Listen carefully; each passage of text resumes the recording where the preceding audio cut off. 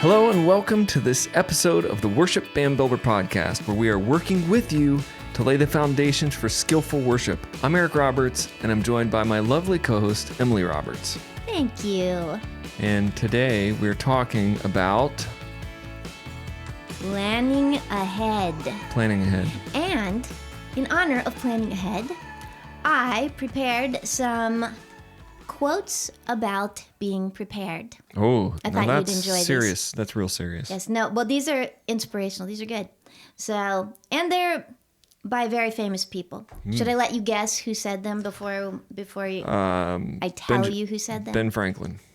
The first one is actually from Ben Franklin. Whoa, no way. There are two on here from Ben Franklin. The first is... That was a total guess. That was it was a good guess, because the first one is, by failing to prepare, you are preparing to fail. Sounds like me my whole life. That's good, isn't it? That's a good Yeah. one. Where's my other one? Benjamin Franklin, where are you? I know you're on here again. Yeah. Here.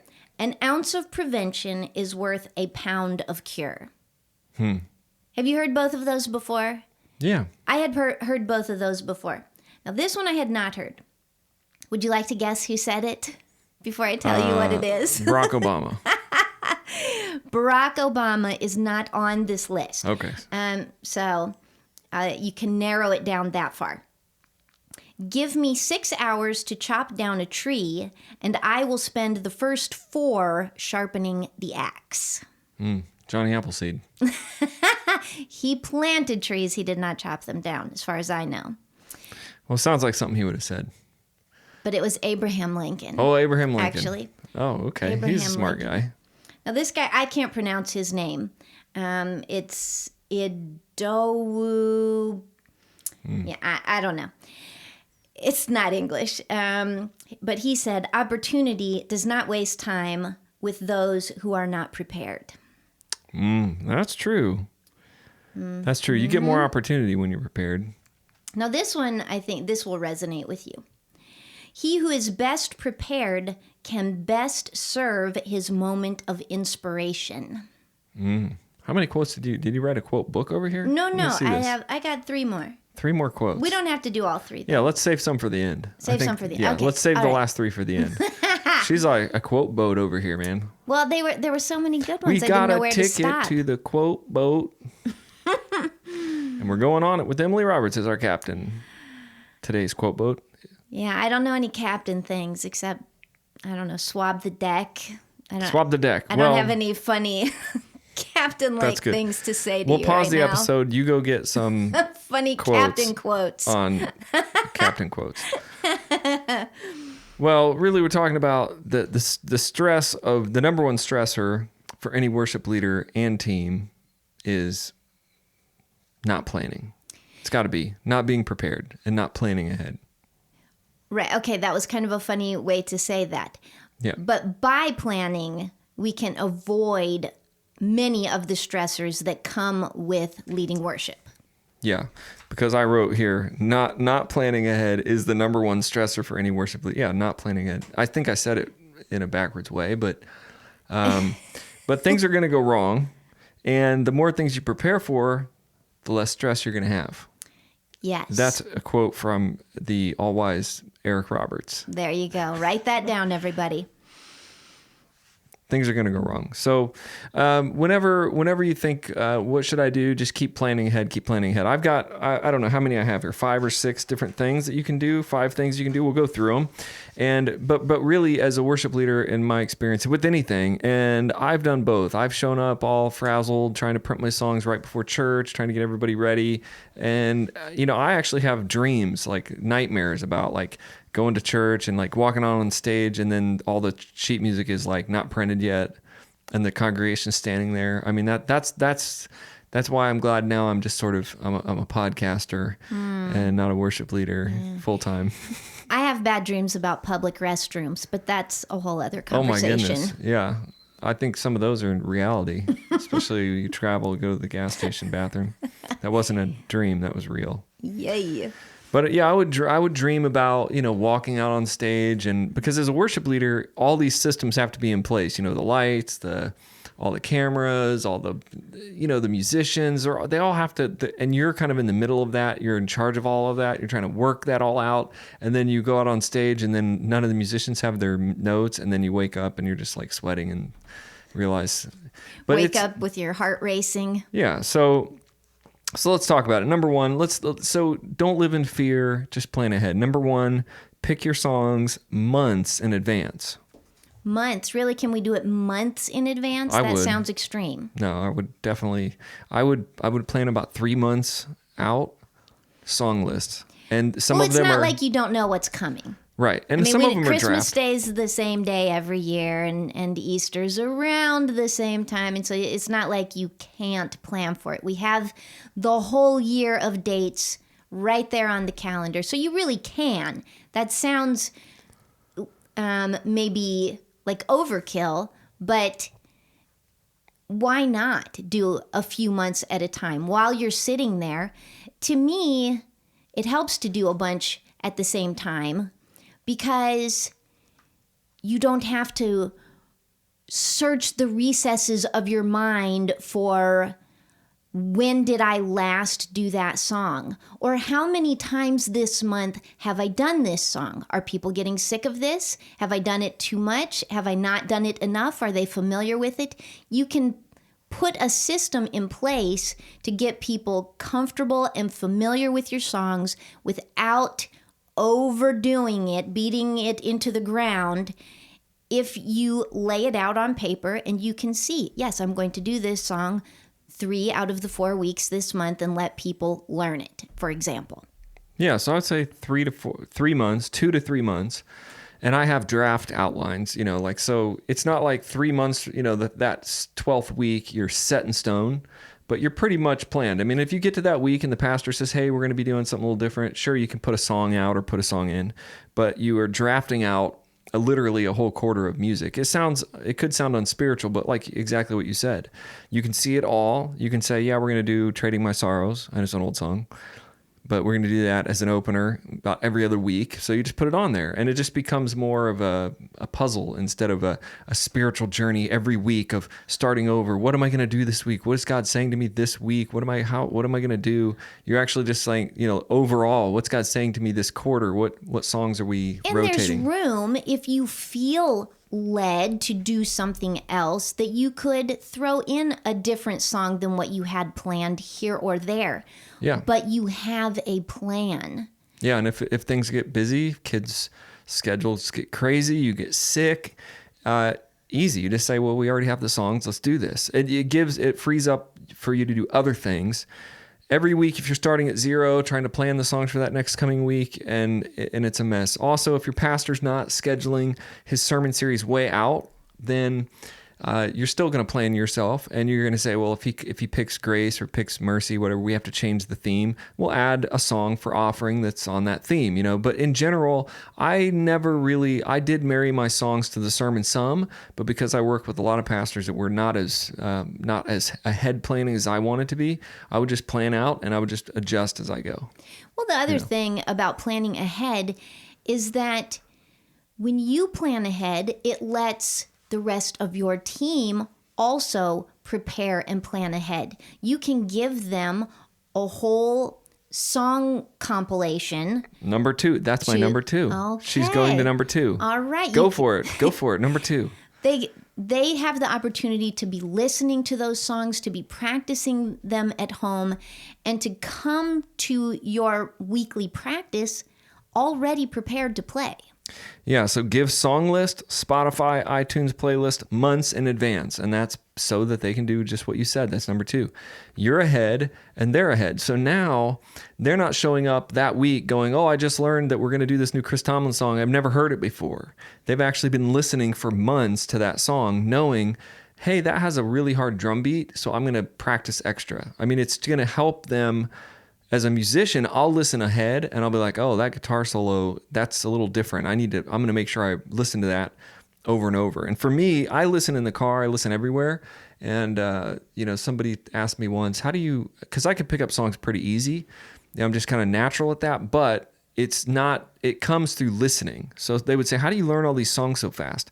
And really what I was doing is listening to them all the time, like every day, all the time. So when I get to the song, I'm like, well, yeah, I've listened to it 300 times. I know that melody. It's not like you're just going to hear it once and play it. So there's a trick to making it look easy. Well, and I feel like when you give them the opportunity to prepare in advance, you're not just lowering your own stress, you're lowering theirs. That makes practice more enjoyable. That makes playing on Sunday morning a more joyful experience because everybody's confident about what they're doing. They're not crossing their fingers and saying a quick prayer to hope that they can get through the song. They're ready. They're more comfortable. And that brings us to number 3. And I actually have 2 number 3s, so I have to edit that in the text. Give the production notes, expectations, pick the keys, all of that in advance. Okay, so not just give them songs, but give them chord charts, notes, keys. Hey, so-and-so female singer, you're going to be singing, Enough by Tomlin. Okay, you're probably going to be singing this song. Those things ahead of time. So if you know you have a lead singer and you're introducing new songs, you can tell them months in advance, hey, I hear this song being one that you're going to sing. Here it is. And it makes it, like you said, easy to practice. It gives them a chance to succeed. And every band member's at a different level, so nobody's going to complain about over preparation. That's the one thing. Nobody's going to be like, man, my worship leader gave me, 4 months of new songs that I get to listen to. Nobody's going to complain about this. Well, what we don't want is to show up to practice and start figuring it out then. We don't want to hand out sheet music and then figure out we're really going to play this in a different key so everyone's madly scratching out chords. Right. We're standing at the piano trying to figure out the vocalist's range and where he or she is going to sing it. Those things can all be taken care of ahead of time. Yeah, if Susie's going to sing Enough, then she can tell you weeks in advance, hey, I really think this song's too high, and you can say, well, let's do it in this key or that key. That's a thing that usually throws stress into a rehearsal that I've noticed if you don't know the keys of the songs.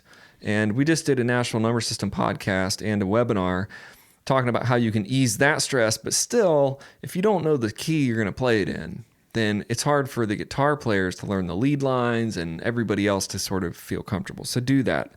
Plan ahead with keys too. Number 4. This is a little shift on just instead of planning ahead. This is a little shift. Start rotating teams. Now, lots of churches don't have teams, so we got to make teams before we can rotate teams. Yeah, they don't have teams yet, but if they, in the Foundations webinar I've been doing, talking about my experience of like a church that I took over once, had a whole bunch of musicians on the stage, just all together Everybody in one big up band. there at once. Like 5 guitar players, drummer, 2 percussionists, 6 singers. You can really create teams that are realistic bands, drums, bass guitar, 1 vocalist, 1 keyboard player. And now you have 2 bands instead of 1, and you can start rotating. So I rotate whole teams. There's 2 different ways to rotate teams, and this has to do with planning ahead. But this could be its own podcast on its own, and we'll get to that. But I rotated colors, so I had a red team, a blue team, a black team. So you're not calling them like team 1, team 2, team 3. So they're not like I'm on a team. I'm only on like the 3rd string. So we used colors at one church we rotated, which worked good. And then you can also rotate full teams together, so the whole band rotates. And I like that model because those players can build relationships. Yeah, I like that model too. And they get comfortable playing together. Yeah, I skill batch, and that's something we talked about in our Propel, and we'll get to that too. We've got a lot of stuff to get to this year. But you can batch them into skills and say, okay, you're about a medium skill, you're going to be on blue team, and then they can grow together. It's a good center. It creates synergy. And you can also just rotate musicians within a large team. So this is what most churches do that I've seen. They have one main worship band, and then they just say, this drummer plays this week, this drummer plays next week. And so, but even if you're in that model, try to pick it like Eric's going to play electric every first and third, Sunday. So I know ahead of time there's some consistency even in my rotation. Or Zach's going to play drums the first and second Sunday, and then the other drummer's going to play the other Sunday.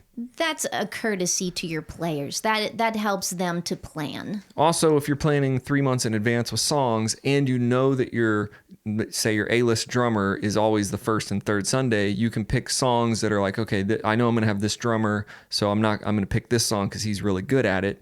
I like skill batching and rotating full teams because then you can pick songs based on teams. So if you got your A team up there, your red team, or whatever your number, you're going to know this is my core team, the better team usually. Now, some churches might have 3 really good teams.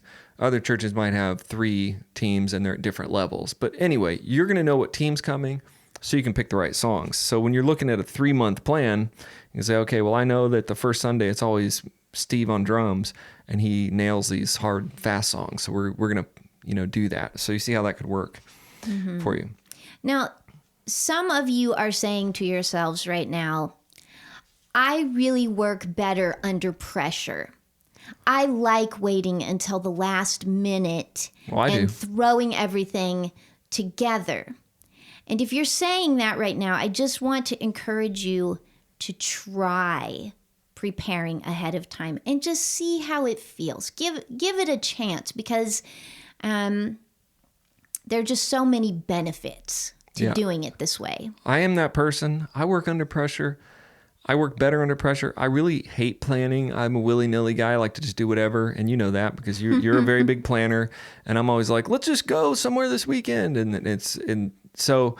But in terms of leading worship, I learned that if I do it that way, then I end up just having nightmares, waking up in the middle of the night or getting to church and just feeling really stressed out. So work under pressure with other things. If you want to learn the song last minute yourself, that's fine. Maybe that will fuel your work under pressure. If you want to throw in a song at the end of the service last minute, acoustically with you, we would do that a lot. We'd throw in a song, the pastor, there will be enough pressure. Trust me. My pastor would come to me last minute. We didn't throw the songs in. He would just make things up and say, hey, Eric, do you know this one? It's called, and he would just pull something out of nowhere. Sunday, it'd be like Saturday night. He'd be texting me, do you know the hymn, this blah, blah. And I'm like, I've never heard that hymn in my life. He's like, can you put that right in the offering? And I'd be like, oh man, I'd say, yes, I'll get that done. There's enough pressure coming, trust me. So number 4, let's plan ahead for technical difficulty and put a team in place. So this is what I see happening to people, basically getting just... I have a quote that goes with that. Oh, she has a quote. Let's get on the quote boat. The 3 quotes, one of them was, this is from Chris Bradford, and he said, hope for the best, prepare for the worst. The worst. Now, I don't think we really need to prepare for, what if there's an earthquake on Sunday? I don't think we're going that far, but what if the sound guy doesn't show up? What if the guitar player shows up and he's got a bad chord? Or if you don't have extra cables on hand, which is my first point, then if your guitar player shows up and his 1/4-inch cable goes scratchy, which always happens, then it's like a ginormous ordeal. You're scrambling around looking under everything in the church trying to find one cable. And I've been there. It's like, we don't have one more cable, so you're stealing it from another thing. And that's why I put on have batteries ready for all the microphones. Have extra cables on hand. I mean, seriously, just buy some new 1/4-inch cables, XLR cables, the mic cables. Have a couple brand new ones just in a box, just sitting there. And because they're going to break, Have a plan B and know what's going on in every area because you are the leader. And that's one thing that I've seen some worship leaders, they don't really know what's going on. They just do whatever. They're going to go lead worship, but then they're not really sure what's happening over here. I was a lot more involved. Hands-on. So if you're the worship leader, you should be knowing who's running sound. You should be knowing who's doing all this because you're going to be the one standing on the middle of the stage when no lights come on and when the sound starts squealing, and it's going to look like your fault, right? It's going to look like your fault even if it's not your fault. Well, I don't know about that. I'm pretty sure. As a congregation member, I'm not thinking, boy, the worship leader really blew it. Good thing. But the flip side of that is if the sound person is sick and they don't show up, it would be really helpful if you knew how to turn that board on. Yeah. You know? Yeah, just everything. So just a few, you don't have to be as good as your best sound guy, but you should at least know what's going on back there a little bit. Yeah, I think just be really proactive. You're the leader. If you're the worship leader, worship director, look, every board I've ever been under, every pastor I've ever worked with, they expect you to know everything. And when something goes wrong, they come straight up to you and say, what about this? And if you say, well, I don't know, Andy was supposed to be here and do that, I don't know about that, then you just look like a doofus, basically. Unprepared. So take the extra time, learn how to turn the lights on, learn how to turn the soundboard on, learn how to have everybody's phone in your phone, have everybody's number in your phone. You don't have to learn how to do that, but if you just go ahead and do that. Yeah, just put their numbers in your phone and have a plan B. Know what's going on. I do think it is, and I have a video. I never published it, but it was like basically it's all your fault, the worship leader. It is your fault. In my opinion, if you're the leader and something is going wrong, it is your fault. That's just my leadership style, and most leaders will tell you, it's on you. You better know what's going on. You better have a plan. And pastors, especially if you're in a paid role or if you're in a role where they think you're the person leading this ship, then I do think if it goes wrong, then it's pretty much your fault. You should have known, and that's probably why I would have nightmares, because I would always feel responsible for all of this stuff, and you should too. But no pressure. Yeah, and then the last one for today, on being prepared, and we probably have a quote from the captain of the quote boat. Well, let me see here. What have I got? Champions do not become champions when they win the event, but in the hours, weeks, months, and years they spend preparing for it. That's good. Alan Armstrong. Prepare. And my last point on my sheet is be the first one there and have everything ready. Don't be goofing around. Don't be showing up late. Don't be acting like somebody else is going to get it all done. Take leadership. Take preparation seriously. Be the first one at church. Be the first one at practice. And pretty much be the last one to leave, and have everything ready and in hand. You have to be doing that. If you're not doing that, you're probably going to be living with stress. You're probably going to be living with fear. You're probably going to be living under this idea that what could go wrong next. And worship leading is not going to be as fun and rewarding as it could be. Leading a team should be fun. Yeah, you don't want to be speeding to church Sunday morning with a baggie full of Rolaids in your pocket. Yeah. That is the final quote from Emily today. So, hey, guys, listen, you can get all of these podcasts and every episode at worshipbandbuilder.com/podcast. You can also get show notes and everything, and I'm getting better and better at show notes. A lot of them now have links and Amazon links for the gear that we're talking about. Links. Sometimes I even draw little pictures or have YouTube videos. And if we do webinars on this same topic, then they'll be embedded in those pages at worshipbandbuilder.com/podcast. And I want you to go over there, take a look, and make sure you subscribe to the podcast and keep listening. But more than anything, plan ahead.